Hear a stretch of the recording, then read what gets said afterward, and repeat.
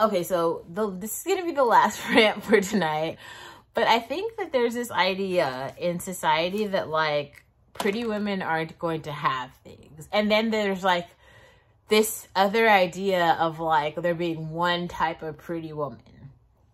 Okay, so all over the globe, because the world is the world, whether we want to believe it or not, I'm telling you right now, there's a shit ton of women who are way prettier than you, whoever you are who's watching this, and they're poor. Like, they don't have the internet, they don't have, you know, like plastic surgery, they don't have access to like getting pedicures and manicures, and like they don't know how to do designer hairstyles and have makeup, and they're way more beautiful than you. I guarantee you that that is true.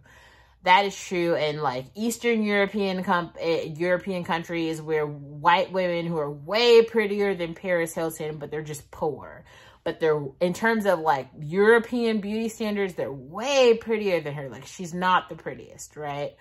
Or like even in terms of like African beauty, like way more Ethiopian women who are way prettier than me, but they're just like poor, and they don't have the access to the internet like I do, and they don't have access to all the infrastructure in America to be able to have the opportunities that I have. But like, I'm just one example. And so what you guys are seeing right now in America is like, you can compare, because you can be like, oh my God, like Olivia's pretty because there's so many other women who are uglier than her. That's true. What's also true is there's a lot of other women who are way prettier than me, but they just don't have the internet access. They don't have the lighting and the cameras that I have, and they don't have the money to like go to the spaces that I can go to. So you'll never see them doing the things that I do. So you'll have this idea, oh, there are no black women like her. There are no beautiful Ethiopian women who do these things, because we've never seen any do that. Well, they're out here. They're just too busy working, or already being housewives, or already like married and coupled up, or they're literally in Ethiopia in the developing world fighting a war, or like whatever else is the case, where like they don't have the free time to make YouTube videos in the same way that I do. Like, me being able to make these YouTube videos is a literal privilege. And I think that like a lot of you guys are like not taking that shit into account, which is why I literally keep making these videos. Like, I could do more to make more like Kelly Stamps-esque videos where I'm literally just showing you like the architecture of my apartment and the beauty of my city and the amount of money that I spend every day on a meal.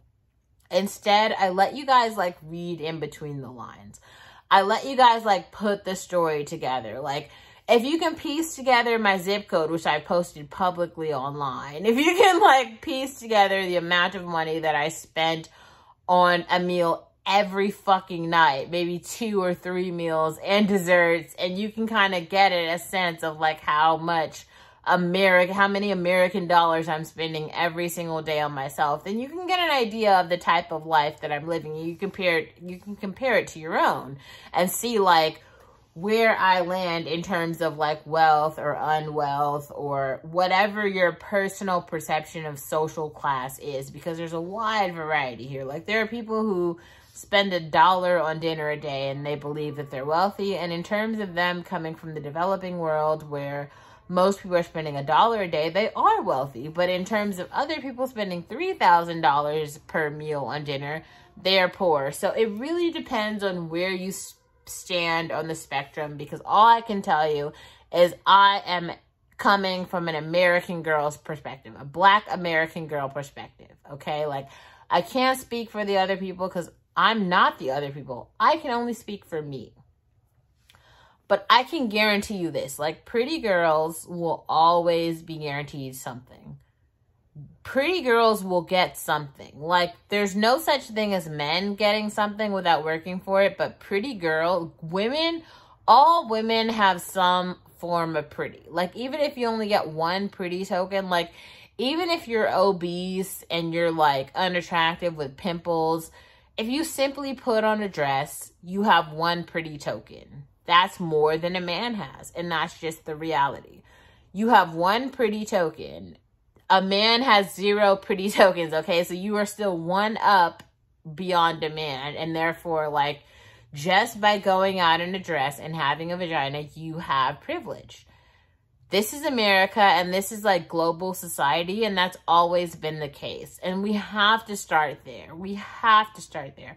So if you have even more than that, like you literally have a like symmetrical face, you have clear skin, you have beautiful lips, you have great teeth, you have pretty eyes, you have conditioned hair and a hairstyle, you can afford to get your nails done, you're at the top of the fucking totem pole, and everyone else can say what they want and be like, oh yeah, but I only like pale skin. Oh, I only like mahogany skin. Oh, I only like long hair. Whatever they're saying that are the other bullshit aesthetics, count from the 1. Like the obese bitch who's like 5 million pounds with a dress has 1 token. So if you are 100 pounds less than her, then you have 2 tokens. If you are 200 pounds less than her, you have 3 tokens.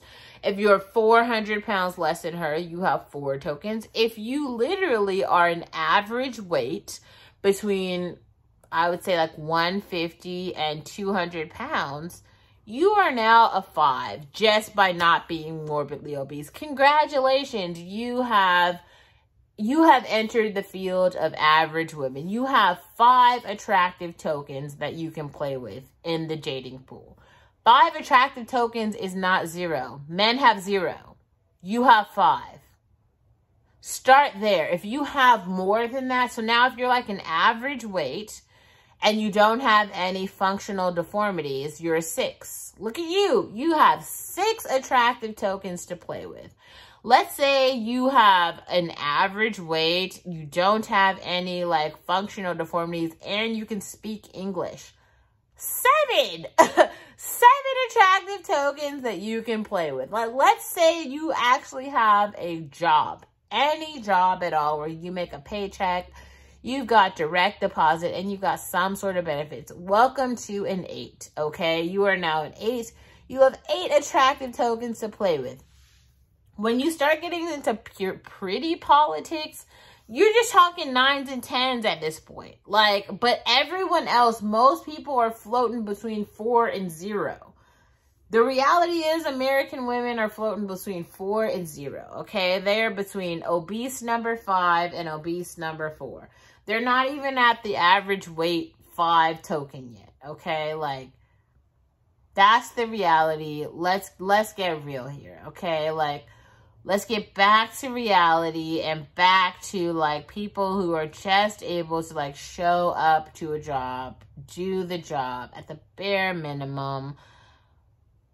Let's just start there. Like, we don't have to go above and beyond there, because I feel like there's all these social things that have made it so that people are under this impression that, like, the bar is like way further than it is, okay? Like if you're like a Cal student who's like, you know, an average weight with an average major, and you were like kind of barely making it through, look at you. You are floating by at a 6. Congratulations. Like, you can live a whole successful life as a 6. You can live a whole successful life as a 1. There are a lot of people who are floating by as a 1.